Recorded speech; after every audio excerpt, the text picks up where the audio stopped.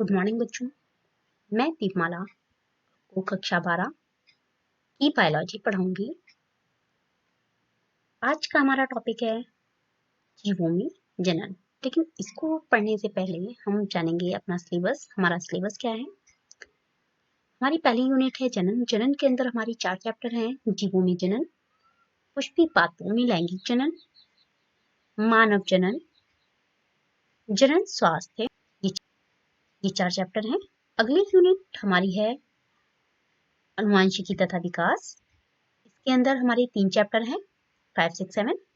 वंशागति तथा विविधता के सिद्धांत, वंशागति के आणविक सिद्धांत और विकास। इसके बाद में फिर हमारी अगली यूनिट है मानव कल्याण में जीव विज्ञान। इसके अंदर फिर हमारे 3 चैप्टर हैं, मानव स्वास्थ्य तथा रोग, खाद्य उत्पाद में वृद्धि की कार्यनीति और मानव कल्याण में सूक्ष्म जीव।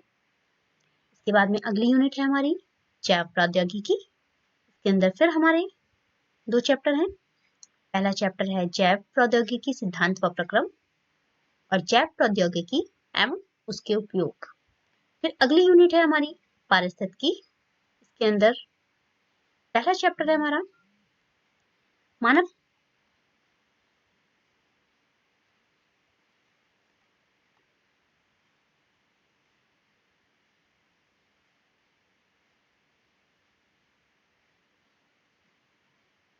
पारिस्थितिकी के अंदर हमारा पहला चैप्टर है जीव और समष्टियां और पारितंत्र, जैव विविधता एवं संरक्षण और पर्यावरण के मुद्दे।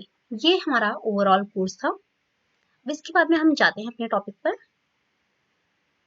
हमारा चैप्टर है रिप्रोडक्शन इन लिविंग ऑर्गेनिज्म या जीवों में जनन। इसको पढ़ने से पहले हम जानेंगे कि बायोलॉजी क्या है।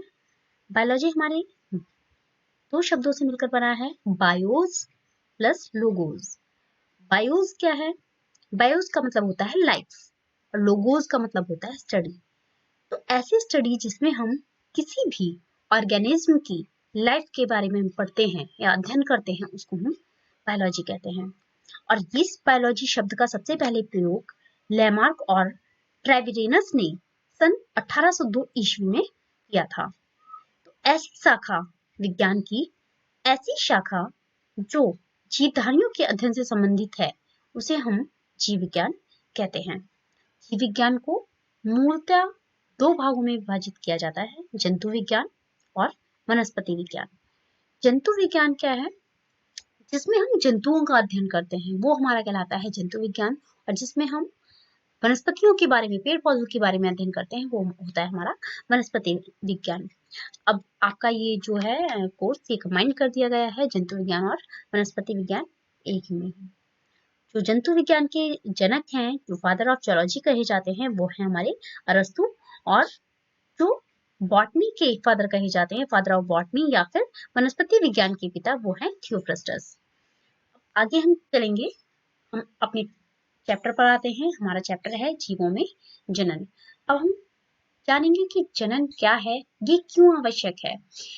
आपने देखा होगा कि हर कोई व्यक्ति एक पर्टिकुलर, एक औसत आयु के बाद में उसकी मृत्यु हो जाती है। औसत आयु के बाद में उसकी मृत्यु हो जाती है, फिर भी उसकी पीढ़ी निरंतर चलती रहती है। उसके पिता एक्सपायर हो गए तो उसके बच्चे हैं, उसके बच्चे, वो बड़े हुए, बूढ़े हुए, वो एक्सपायर हुए तो उनके बच्चे हैं। तो ये किस तरीके से चल रहे हैं? वो जो प्रोसेस है वो क्या है? एक जनन। जनन एक ऐसी प्रोसेस है जो पीढ़ियों में निरंतरता बनाए हुए है। एक जीव अपने ही समान एक नया जीव उत्पन्न करने की कैपेसिटी रखता है। वो ऐसी, उसके अंदर एक ऐसी क्षमता है कि वो अपने जैसा ही दूसरा जीव उत्पन्न कर सकता है। तो प्रत्येक जीव अपने समान ही एक नया जीव संतति उत्पन्न करता है। इस क्रिया को हम क्या कहते हैं? जनन कहते हैं। जनन के द्वारा पीढ़ियों में निरंतरता बनी रहती है तथा किसी जीव की मृत्यु होने पर भी उसकी जाति का अस्तित्व बना रहता है। ठीक है। इसके बाद में जो जनन है वो मेनली 2 टाइप्स का होता है, अलैंगिक जनन और लैंगिक जनन।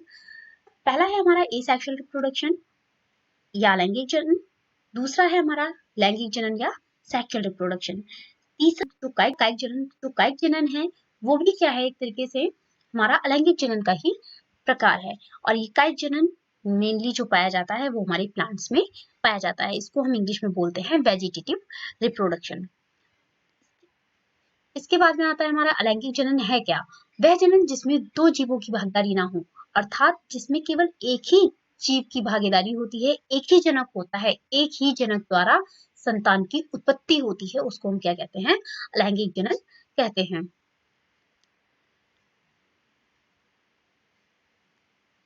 ये कई विधियों के द्वारा होता है। इसमें उत्पन्न संतान जो होती है आनुवंशिक रूप से अपने ही जनक के समान होती है, या हम यूं कह लें कि वो बिल्कुल अपने जनक की हूबहू प्रतिलिपि होती है। वो हूबहू प्रतिलिपि किस लिए होती है? क्योंकि उसको उत्पन्न करने में केवल एक ही जनक की साझेदारी होती है, उसमें किसी दूसरे जनक की साझेदारी नहीं होती, क्योंकि जो डीएनए जनक में है वही डीएनए उसकी डॉटर सेल्स में आ रहा है, तो इसलिए वो अपने जनक की बिल्कुल प्रतिलिपि होती है। इसको हम एक तरीके से क्लोन भी कह सकते हैं। इसके बाद में हम चलते हैं आगे अलैंगिक जनन के प्रकार पर। अलैंगिक जनन के कितने प्रकार से हो सकता है? ये अलैंगिक जनन निम्न प्रकार से होता है। नंबर 1, कोशिका विभाजन। इसमें जो होती हैं सेल्स डिवाइड होकर 2 से 4, 4 से 8 इस तरीके से कोशिकाओं में विभाजन होता रहता है, और ये दो भागों में विभक्त होकर एक नए जीव को जन्म देती हैं। दूसरा है हमारा द्विखंडन। द्विखंडन क्या है? Binary fission. इसमें एकल कोशिका जीव, मतलब जो सिंगल सेल होती है, एक सेल होती है, वो एक कोशिका दो भागों में विभक्त हो जाती है और एक नए जीव को जन्म देती है। जैसे कि आपने देखा होगा अमीबा। अमीबा में क्या होता है, अगर हम उसको दो भागों में डिवाइड कर दें तो वो एक दोनों ही जो भाग होते हैं वो दोनों ही नए जीवों में रूपांतरित हो जाते हैं। जैसे कि एक अमीबा है, उसकी जो आउटर सेल होती है उसमें एक खांच बन जाती है, और खांच वो धीरे धीरे गहरी होती जाती है, और जो उसकी आउटर वॉल है धीरे धीरे वो एक दूसरे से चिपक जाती है, और उसके बाद में जो उसका डीएनए है वो भी डिवाइड होकर दो भागों में डिवाइड हो जाता है, और डिवाइड होकर वो अलग अलग दो अलग अलग अमीबा या अलग अलग बॉडीज बना लेते हैं। और ये जो द्विविभाजन है, बाइनरी फिजन है, ये जितने भी प्रोटोजोन्स है उनमें पाया जाता है, जैसे कि अमीबा, पैरामीशियम, यूग्लिना, इन सभी में ये पाया जाता है। इसके बाद में हमारी प्रोसेस आती है मुकुलन की। मुकुलन क्या है? मुकुलन होती है, मुकुलन जैसे मुकुल हम कहते हैं कली को। जैसे आपने देखा होगा कि जब फ्लावर होता है तो वहां पर एक कली होती है, जो कली होती है उसको हम बोलते हैं मुकुल। इसी तरीके से जो यीस्ट होता है या हाइड्रा होता है उसमें भी एक तरफ साइड में एक कलिका निकल जाती है, और वो कलिका उससे अब जो मदर सेल होती है उससे ब्रेक डाउन होगी नीचे गिर जाती है, और नीचे गिरने के बाद में जब वो दोबारा से जैसे ही भूमि के संपर्क में आती है वो दोबारा से रीग्रो कर जाती है और कंप्लीट बॉडी बना लेती है। इस प्रोसेस को हम क्या कहते हैं? मुकुलन। इसके बाद में आगे आता है अलैंगिक चल बीजाणु या एसेक्सुअल जूस्पोर। एसेक्सुअल जूस्पोर क्या होते हैं? ये जो एल्गी होती है उसमें पाए जाते हैं, और ये कैसे होते हैं? सूक्ष्मदर्शी होते हैं, माइक्रोस्कोपिक होते हैं, और क्या होते हैं? मोटाइल होते हैं ये। ठीक है, ये सामान्यतः सूक्ष्मदर्शी चलनशील संरचनाएं होती हैं, जैसे क्लेमाइडोमोनास। क्लेमाइडोमोनास मतलब ये जितनी भी एल्गीज होती हैं ये सारी ही कैसी हैं? माइक्रोस्कोपिक हैं और मोटाइल होती हैं, और ये अपनी सीलिया के द्वारा या फिर फ्लैजेला के द्वारा मोशन करती हैं। इसके बाद में जैसे पेनिसिलियम है, पेनिसिलियम में जो कलिका है वो कोनेडिया के फॉर्म में बाहर निकलती है। हाइड्रा है, हाइड्रा में कलिका के रूप में दिखती है, और जो स्पंज है स्पंज में जेम्यूल के रूप में वो हमें बाहर दिखती है। इसके बाद में जो आता है हमारा लैंगिक जनन। लैंगिक जनन क्या होता है? लैंगिक जनन में इसके अलावा, अच्छा पीछे जो हमने अलैंगिक जनन पढ़ा, लैंगिक जनन और भी कई तरीके से हो सकता है, जैसे बीजाणु जनन है, स्पोरोलेशन। उसमें भी क्या होता है, जो जीव बीजाणु करते हैं, उत्पन्न करते हैं, उनमें जो बीजाणु होते हैं वो अंकुरित होकर एक नई संतान बना लेते हैं। जैसे कि फॉर एग्जांपल पेनिसिलियम, पेनिसिलियम में भी साइड में छोटे छोटे जो कोनिडिया होते हैं, बीजाणु होते हैं, बीजाणुओं को हम कोनिडिया बोलते हैं, वो उत्पन्न हो जाते हैं और वो डिस्पर्स होकर एक नई पेनिसिलियम फंजाई की कंप्लीट बॉडी को बना लेते हैं। इसके बाद में एक खंडी भवन होता है, फ्रेगमेंटेशन। फ्रेगमेंटेशन में भी क्या होता है कि वो खंडों में टूट जाता है, जैसे कि स्पायरोगायरा है, यूलोथ्रिक्स है, ये भी क्या है, इसमें छोटे छोटे खंडों में टूटकर और उसके बाद में जितने भी वो खंड होते हैं वो एक नए ऑफस्प्रिंग को जन्म देते हैं। इसके बाद में आपने पुनरुद्भवन पढ़ा है, पुनरुद्भवन में भी क्या होता है, इनमें दोबारा से अपने शरीर को रीजनरेट करने की कैपेसिटी होती है। जो होता खंडी भवन की तरह ही है, लेकिन परंतु इसमें जो खंडी भवन था उसमें क्या होता है, जब आ जाती है और अवस्था आ जाती है तब वो अपने खंडों में टूट जाता है, लेकिन इसमें ऐसा नहीं है। पुनरुद्भवन में, इसमें जब पुनरुद्भवन जब होता है तो ये जीवों के कटे हुए भाग जो होते हैं ये नए संतान बना लेते हैं, जबकि खंडी भवन में क्या था, जब वो परिपक्व हो जाता था तो उसके बाद में वो खंडों में टूट जाता था। तो पुनरुद्भवन की जो बहुत अच्छी कैपेसिटी होती है वो प्लेनेरिया में होती है। प्लेनेरिया को चाहे आप जितने भी भागों में उसे काट दीजिए, उसका हर एक भाग दोबारा से रीजनरेट हो जाता है। उसमें पुनरुद्भवन की बहुत अच्छी कैपेसिटी होती है। हालांकि ये कैपेसिटी अमीबा में, हाइड्रा में, स्पंज में, इनमें भी पाई जाती है। आपने छिपकली का बहुत अच्छा एग्जाम्पल देखा होगा कि छिपकली में भी पुनरुद्भवन की कैपेसिटी पाई जाती है, लेकिन उसकी पूरी बॉडी में ये कैपेसिटी नहीं होती। अगर हम छिपकली को कई भागों में बांट दें तो उसका प्रत्येक भाग जो है वो दोबारा से रिजनरेट नहीं हो सकता। केवल ये कैपेसिटी उसकी पूंछ में होती है कि उसकी पूंछ टूट जाने के बाद भी वो दोबारा से नई पूंछ बना लेती है। इसके अलावा जो पौधों में अलैंगिक जनन होता है उसको कायिक जनन कहते हैं, और ये वर्धी जनन भी कहलाता है। और ये जनन जो है, वर्धी जनन या फिर कायिक जनन, ये जड़, तना, पत्ती, प्रकंद और शकंद, इन सब चीजों के द्वारा भी हो जाता है। कंद जैसे आलू है, आलू के कंद के द्वारा भी एक नए पौधे को जन्म मिलता है। या फिर प्रकंद, जैसे अदरक का प्रकंद हम लगा दें तो वो या फिर केला है, अगर हम इसको लगा दें तो ये दोबारा से एक नए पौधे को जन्म देता है। इस तरीके से ये जो कायिक जनन है, ये अलैंगिक जनन का ही एक तरीके से प्रकार है। फिर इसके बाद में आता है हमारा लैंगिक जनन। लैंगिक जनन क्या है, इसमें दो भिन्न जीवों की भागीदारी होती है। तो इसमें केवल एक ही नहीं, हमें अलैंगिक जनन में केवल एक ही जनक की आवश्यकता पड़ रही थी, जबकि इसमें हमें दो जनकों की आवश्यकता पड़ रही है, एक नर और दूसरा मादा। एक नर तथा मादा दो भिन्न जीवों के सहयोग या मिलने से संतति का निर्माण होता है। इसे हम क्या कहते हैं, लैंगिक जनन कहते हैं। इससे जो उत्पन्न संतान होती हैं वो अपने जनकों के समान नहीं होती हैं। वो क्यों नहीं होती है, क्योंकि जो क्रोमोसोम है, जो गुणसूत्र है, वो दोनों से ही आते हैं, मेल गैमेट से भी और फीमेल गैमेट से भी। जो मेल गैमेट है वो शुक्राणु बनाता है और फीमेल गैमेट जो होता है वो एग बनाता है, और इन दोनों का जब फ्यूजन होता है, मेल और फीमेल गैमेट कैसे होते हैं, हैप्लॉइड होते हैं, अगुणित होते हैं। और जब इन दोनों में फ्यूजन होता है तो ये क्या बनाते हैं, एक जाइगोट बनाते हैं, या हिंदी में हम इसको बोलते हैं युग्मनज। ये जो युग्मनज होता है ये डिप्लॉयड होता है, द्विगुणित होता है। क्यों, क्योंकि इसमें इसको नर से भी गुणसूत्र मिल रहे हैं और मादा से भी मिल रहे हैं। नर और मादा युग्मक दोनों से ही गुणसूत्र जब मिल रहे हैं और दोनों ही अगुणित थे, अब जब दोनों अगुणित इसके पास आए तो दोनों मिलकर कैसे हो गए, द्विगुणित हो गए। और इनमें क्या होती है, इनकी जो जायगोट होता है इसमें विभिन्नता पाई जाती है।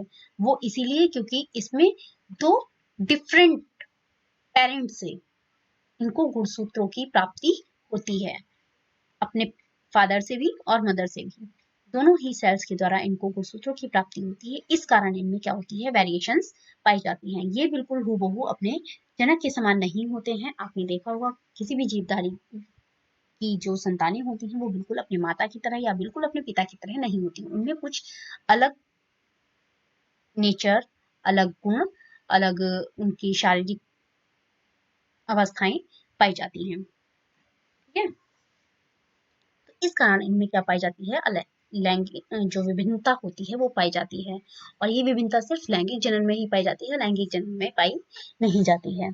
जैसे कि अगर एग्जाम्पल के तौर पे, जैसे अगर हमने मान लीजिए एक व्हाइट कलर ले लिया और रेड कलर ले लिया, अगर हमने दोनों को हमने मिक्स किया तो वो पिंक कलर देगा, ना कि वो व्हाइट देगा या फिर रेड देगा। तो इसी तरीके से आप समझ लीजिए कि एक मदर है, एक फादर है, व्हाइट है और रेड है, उन दोनों को हमने मिक्स किया तो क्या एक नया ही प्रोडक्ट बनकर तैयार हुआ, क्या, पिंक। ठीक है, अब हम आगे चलते हैं। इसमें दो भिन्न जीवों की भागीदारी होती है। इसमें नर और मादा दो सहयोग के मिलने से संतति का निर्माण होता है, इसे लैंगिक जनन कहते हैं। इसमें अर्धसूत्री विभाजन द्वारा निषेचन की क्रिया होती है, ये निषेचन है। नर युग्मक एवं एक नया युग्मक बनाते हैं। लैंगिक जनन के चरण या अवस्थाएं, पहला है किशोर अवस्था या जुवेनाइल फेज। सभी जीवधारी लैंगिक रूप से परिपक्व होने से पूर्व एक निश्चित वर्धीय अवस्था से होकर गुजरते हैं। इस अवस्था को प्राणियों में किशोर चरण या अवस्था तथा पौधों में कायिक अवस्था कहते हैं। जैसे कि कोई भी जीवधारी है, आपको पता है जब वो बड़ा होता है तो उससे पहले एक अवस्था आती है। सबसे पहले शैशवावस्था आती है, बाल्यावस्था आती है, किशोर अवस्था आती है ना। तो इस तरीके से अवस्थाएं चलती हैं। तो आपको पता है जब वो लैंगिक रूप से परिपक्व होता है उससे पहले एक अवस्था आती है जिसको हम बोलते हैं किशोर अवस्था। ठीक है, किशोर अवस्था या पौधों में इसको हम कायिक अवस्था भी कहते हैं। इसके बाद में ये वही है, ये मेल गैमेट है, ये फीमेल गैमेट है और ये एडल्ट है। ये क्या है, पूरी तरीके से मेच्योर हैं। और मेल गैमेट से क्या बन रहा है, स्पर्म, और फीमेल गैमेट से क्या बन रहा है, ओवम। इनमें जब फर्टिलाइजेशन हुआ दोनों मेल और फीमेल गैमेट में, तो फर्टिलाइजेशन होकर इन्होंने क्या बनाया, एक जायगोट बनाया। और इस जायगोट का जब डेवलपमेंट हुआ, इसका विकास हुआ, तो इसने एक ऑफ स्प्रिंग बनाया, एक भ्रूण बना लिया। ठीक है, तो इस तरीके से एक ऑफ स्प्रिंग का जन्म होता है। अब इसके बाद में दूसरा चरण आता है प्रजनक चरण, रिप्रोडक्टिव फेज। किशोरावस्था के समाप्त हो जाने पर प्रजनक चरण या जनन प्रावस्था प्रारंभ हो जाती है। मतलब जब वो किशोर और बड़ा होता है, वयस्क होता है, तो उसमें क्या होती है, जनन की कैपेसिटी आ जाती है, प्रारंभ हो जाती है। पौधों में इस अवस्था में पुष्पन प्रारंभ हो जाता है और मनुष्य में यौवन आरंभ से इसका प्रारंभ होने लगता है। इस चरण में जीव संतति उत्पन्न करने के योग्य हो जाता है। मतलब उसमें वो कैपेसिटी आ जाती है कि वो अपनी जैसे ही दूसरी संतान को उत्पन्न कर सकता है। इसके बाद में तीसरा चरण है जीर्णता चरण, या इनको हम क्या कहते हैं, सेंसेंट फेज। यह जीवन चक्र की अंतिम अवस्था होती है और इस एज में आकर व्यक्ति की प्रजनन आयु जो होती है वो समाप्त होने लगती है या समाप्ति की ओर बढ़ने लगती है। जीर्णता चरण या जीर्णावस्था की प्रारंभिक अवस्था, जीर्णता चरण प्रजनन आयु की समाप्ति को जीर्णता चरण या जीर्णावस्था की प्रारंभिक अवस्था माना जा सकता है। इस चरण में शरीर के अंग धीरे धीरे कार्य करना बंद कर देते हैं, अंततः जीव की मृत्यु हो जाती है। कहने का मतलब यही है कि इस एज में आते आते क्या होता है, व्यक्ति की जो जनन क्षमताएं होती हैं वो खत्म हो जाती हैं और उसकी जो बॉडी पार्ट्स होते हैं वो धीरे धीरे कार्य करना बंद कर देते हैं। इसके बाद में आता है कायिक जनन, जो मैंने आपको पीछे भी बताया, प्लांट रिप्रोडक्शन। ये जो कायिक जनन है प्लांट में ही होता है और इसको हम इंग्लिश में बोलते हैं वेजिटेटिव रिप्रोडक्शन। पादप में क्रमिक भागों जैसे जड़, तना, पत्ती, नदी के साथ आदि के साथ होने वाले जनन को क्रमिक जनन कहते हैं। कायिक जनन में भाग लेने वाली संरचनाओं को कायिक प्रवर्ध या प्रोपेग्यूल कहते हैं। कायिक जनन एक प्रकार का अलैंगिक जनन है। कायिक जनन में पौधों का कोई कायिक पौधों से पृथक होकर संतति का निर्माण करता है। जैसे आपने आलू देखा, ठीक है, ये आपको आलू नजर आ रहा है। आलू का जो प्रकंद है, ठीक है, अगर आपने देखा होगा वो छोटे छोटे उसमें पार्ट निकले रहते हैं। तो ये जो कंद है इसको हम काट कर हम बो दें तो ये वापस से एक नया प्लांट बना लेता है। तो ये एक तरीके का क्या है, कायिक प्रजनन ही है।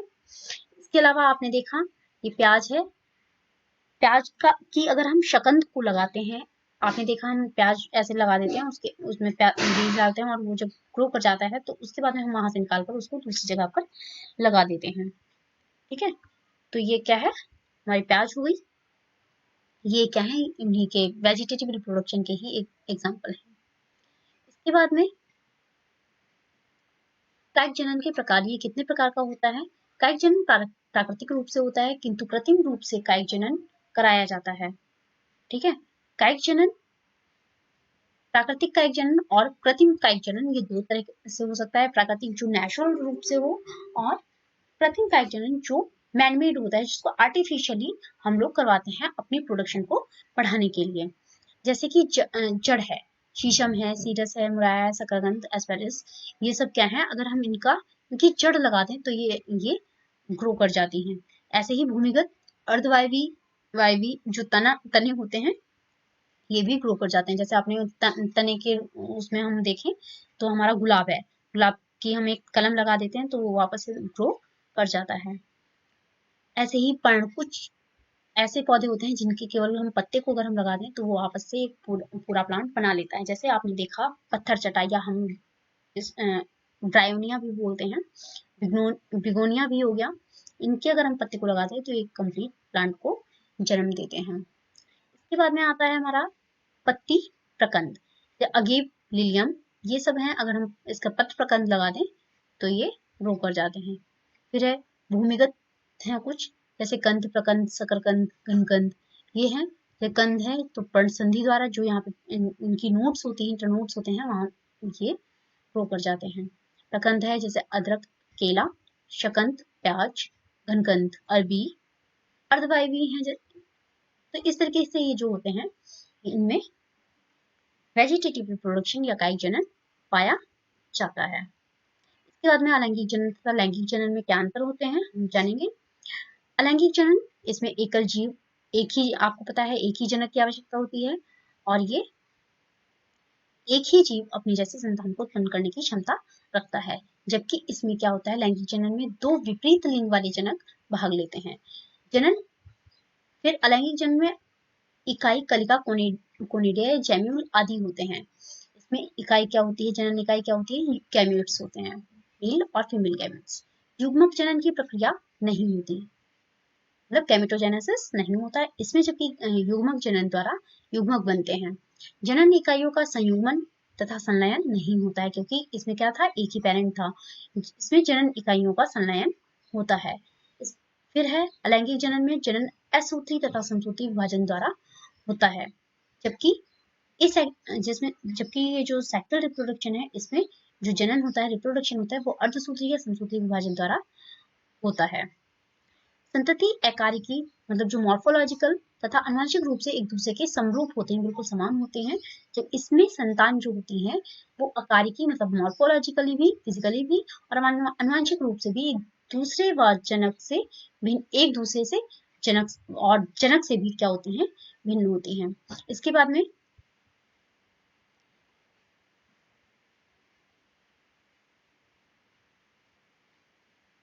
रज चक्र, रज चक्र क्या होता है, प्राइमेट में होने वाले चक्र को रज चक्र कहते हैं।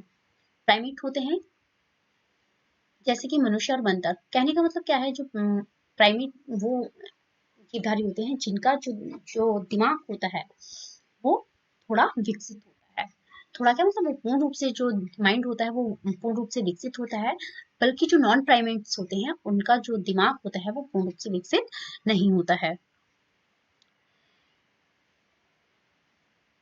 लैंगिक जनन की घटनाएं, लैंगिक जनन के दौरान होने वाली घटनाओं को 3 भागों में बांटा गया है। जैसे निषेचन से पूर्व घटनाएं, वो कौन सी होती हैं, युग्मक जनन, और युग्मकों का स्थानांतरण।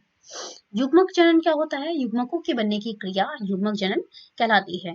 युग्मकों के निर्माण के दौरान अर्धसूत्री विभाजन होता है। अर्धसूत्री विभाजन के दौरान मैंने क्या बताया था कि जो आपके गुणसूत्रों की संख्या होती है वो घटकर आधी रह जाती है, तथा अगुणित युग्मक बनते हैं। अगुणित मतलब हैप्लॉइड जो गैमेट होते हैं, ये मैं आपको कई बार बता चुकी हूँ, जो गैमेट्स बनते हैं, मेल गैमेट हो, फीमेल गैमेट हो, वो कैसे होते हैं, हैप्लॉइड होते हैं, क्योंकि उसमें क्या होता है, अर्धसूत्री विभाजन होता है। युग्मक में ईढ़ी में बिना अर्धसूत्री विभाजन के युग्मकों का निर्माण होता है। जो युग्मकों में गुणसूत्रों की संख्या आती है वो आधी हो जाती है। ठीक है, ये फल मक्खी जो होती है इसमें गुणसूत्रों की संख्या 8 होती है, घरेलू मक्खी में 12 होती है, बिल्ली में 38 होती है, चूहों में 42 होती है, मक्का में 20 होती है, धान में 24 होती है, कुत्ते में 78 होती है और सेब में 34 होती है, 34 होती है, प्याज में 38 होती है, तितली में 380 होती है, सबसे ज्यादा जो होती है 380 होती है, और एक और है जिसमें 660 होती है, आलू में 48 होती है। फिर पादपों में सबसे कम जो मिलते हैं वो मिलते हैं हैप्लोटैपल्स में, और सबसे अधिक जो मिलते हैं वो ऑफियोग्लॉसम जो होता है उसमें मिलते हैं। और एनिमल्स में सबसे कम जो मिलते हैं वो एस्कैरिस में 28 और सबसे अधिक रेडियोलेरिया जिसमें मिलते हैं 1500। इसी तरीके से ये अन्य जीवधारी हैं और पादप हैं जिनमें गुणसूत्रों की संख्या दी हुई है। अब युग्मकों के प्रकार, युग्मक जो होते हैं ये आपके दो प्रकार के होते हैं, कौन कौन से? होमोजाइगस और हेटेरोजाइगस, समयुग्मक और विषम युग्मक। समयुग्मक कौन से होते हैं? जब नर और मादा युग्मक आकारिकी रूप से मतलब फिजिकली या मॉर्फोलॉजिकली पूर्णतः समान होते हैं तो इन्हें हम क्या कहते हैं? समयुग्मक या होमोजाइगोट कहते हैं, होमोजाइगस कहते हैं।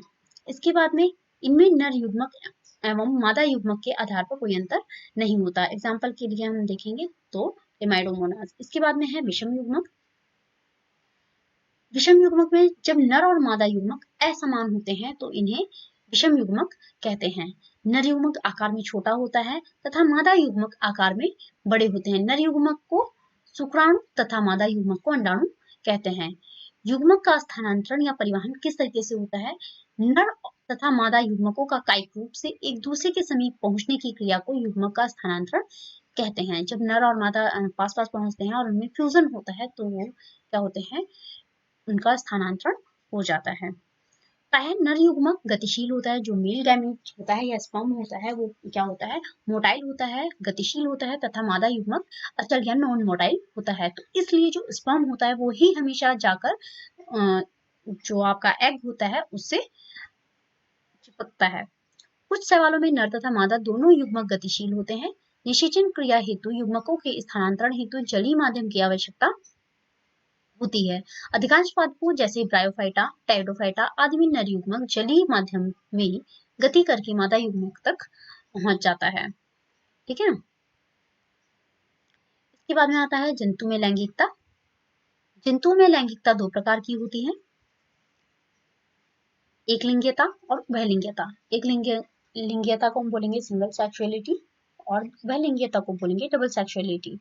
एक लिंगीयता वे जीव जिनके शरीर में एक ही प्रकार के जनन अंग पाए जाते हैं तथा वे एक ही प्रकार के युग्मक उत्पन्न करते हैं, ऐसे जीवों को हम एक लिंगी जीव कहते हैं। इस क्रिया को एक लिंगीयता या सिंगल सेक्सुअलिटी भी कहते हैं।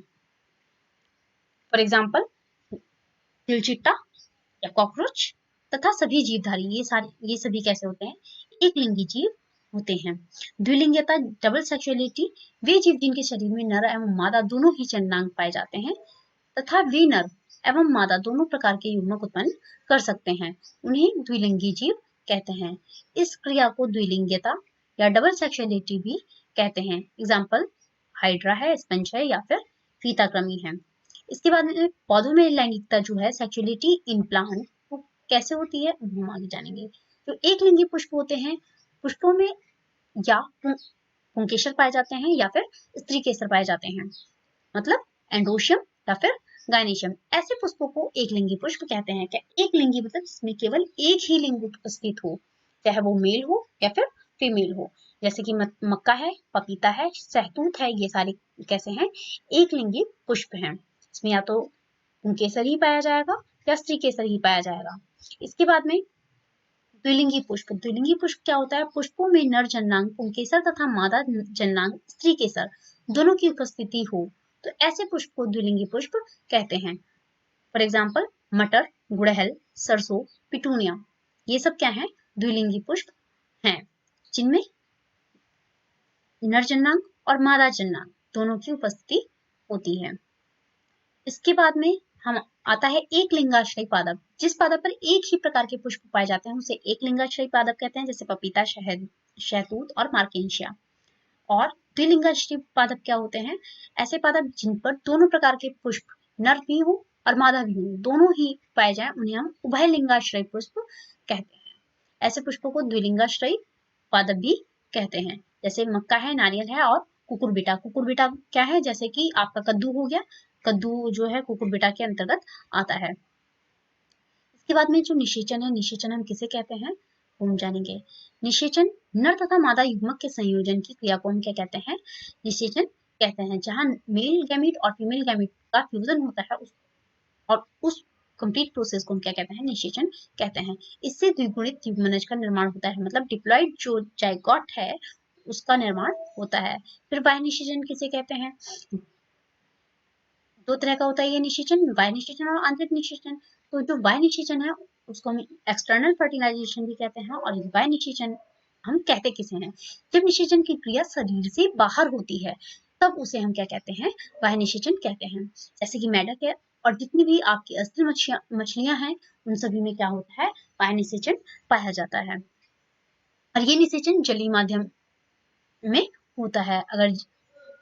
अगर जल ना हो तो फिर थोड़ी दिक्कत होती है, तो इसके लिए जल जो माध्यम है वो जलीय होना आवश्यक है। फिर है आंतरिक निषेचन। आंतरिक निषेचन क्या है? जब निषेचन की क्रिया मादा शरीर में होती है तो इसको हम आंतरिक निषेचन कहते हैं। जैसे मनुष्य है, बंदर है, इनकी जो निषेचन की क्रिया होती है वो मादा शरीर के अंदर होती है।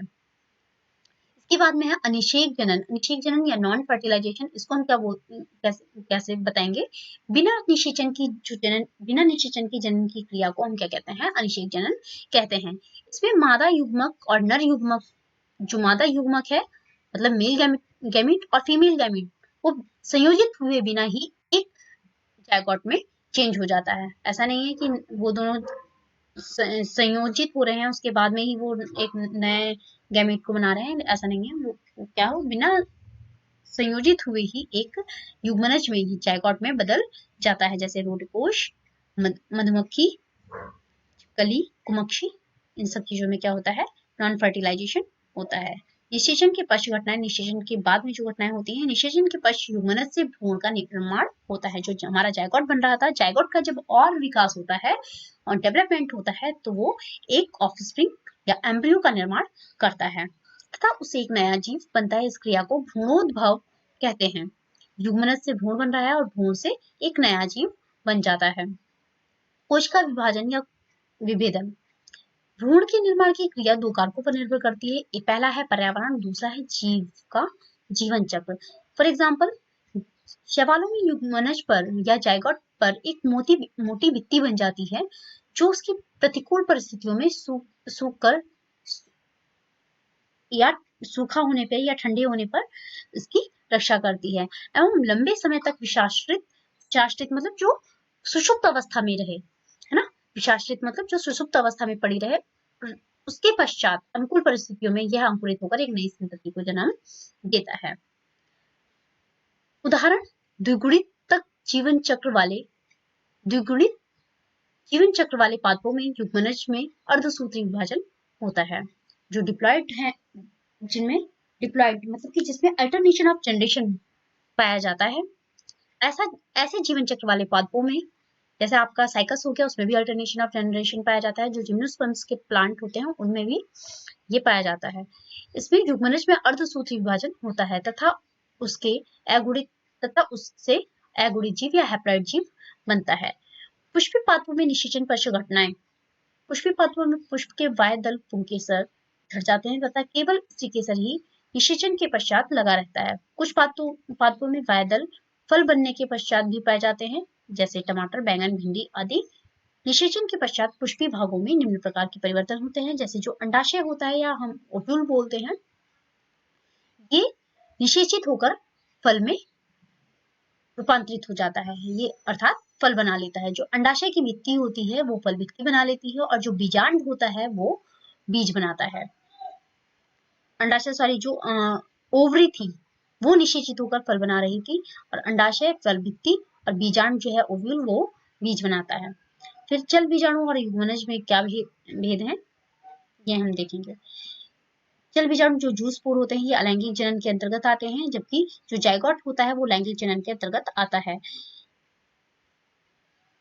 जो चल बीजाणु होते हैं वो सीलिया या फ्लैजिला के द्वारा मूवमेंट करते हैं, जबकि जो युग्मनज होते हैं, जायगोट होते हैं, वो नॉन मोटाइल होते हैं, वो अचल होते हैं, वो चल फिर नहीं सकते इसमें। और जो चल बीजाणु होते हैं या जूस स्पोर होते हैं इनमें एक ही जनक के लक्षण होते हैं, जबकि जो जायगोट होता है इसमें 2 जनकों के लक्षण पाए जाते हैं। फिर जूस स्पोर प्राय अगुणित या हैप्लॉइड होते हैं, जबकि जायगोट कैसे होते हैं, हमेशा द्विगुणित होते हैं। अब हम पढ़ेंगे कि युग्मक जनन और भ्रूणोद्भव में क्या अंतर है, difference between the gametogenesis and embryogenesis. तो गैमेटोजेनेसिस क्या है, नर तथा मादा में हैप्लॉइड युग्मकों के बनने की जो प्रक्रिया होती है उनको हम क्या कहते हैं, युग्मक जनन कहते हैं। मतलब कि अगुणित जो हैप्लॉइड मेल या फीमेल गैमेट्स बनते हैं उस प्रोसेस को हम क्या कहते हैं, गैमेटोजेनेसिस कहते हैं। और युग्मनज में भ्रूण से विकसित होने की क्रिया को, युग्मनज से भ्रूण के विकसित होने की क्रिया को हम क्या कहते हैं, भ्रूणोद्भव, भ्रूण का उद्भव होना क्या कहलाता है, भ्रूणोद्भव कहलाता है या एम्ब्रियोजेनेसिस कहलाता है। इसमें जो होता है युग्मक हमेशा एगुणित होता है, हैप्लॉइड होता है, जबकि एम्ब्रियोजेनेसिस में भ्रूण हमेशा कैसा होता है, डिप्लॉइड होता है। गैमेटोजेनेसिस में युग्मक एक कोशिकीय होते हैं, जबकि भ्रूणोद्भव में बहुकोशिकीय होते हैं। युग्मक जनन 2 प्रकार का होता है, सुप्रजनन और अंडजनन। और जो आपका एम्ब्रियोजेनेसिस है इसके अंदर कोशिका विभाजन व विभेदन शामिल होता है। युग्मक जनन अर्धसूत्री विभाजन द्वारा होता है, जबकि एम्ब्रियोजेनेसिस में इसकी वृद्धि सूत्री विभाजन द्वारा होती है। अब अंड प्रजक क्या होता है, वे जीव जिनमें युग्मनज का विकास मादा के शरीर के बाहर होता है, इनमें अंडे के स्फुटन से, स्फुटन मतलब फूटना, स्फुटन से शिशु संतति उत्पन्न होती है तथा वे कैल्शियम युक्त कठोर कवच से ढके रहते हैं, उन्हें अंड प्रजक कहते हैं। फॉर एग्जाम्पल जैसे पक्षी, मेढक, सरीसृप मतलब सांप वगैरह आदि, इनमें प्राय वाय निषेचन पाया जाता है। इनमें युग्मकों एवं युग्मनज के नष्ट होने की संभावना अधिक होती है, अतः इनका उत्तर जीवन कम है। फिर है सजीव प्रजक, वे जीव जिनमें युग्मनज का विकास मादा के शरीर के अंदर होता है तथा निश्चित समय अवधि के बाद प्रसव की क्रिया, प्रसव मतलब बच्चे को जन्म देना, प्रसव क्रिया के द्वारा शिशु को जन्म दिया जाता है, उन्हें क्या कहते हैं, सजीव प्रजक कहते हैं। जैसे एग्जाम्पल में मनुष्य, बंदर, गाय, खरगोश। इनमें उचित देखभाल तथा संरक्षण के कारण इनकी उत्तरजीविता अधिक होती है। ये था हमारा जीवों में जनन। धन्यवाद।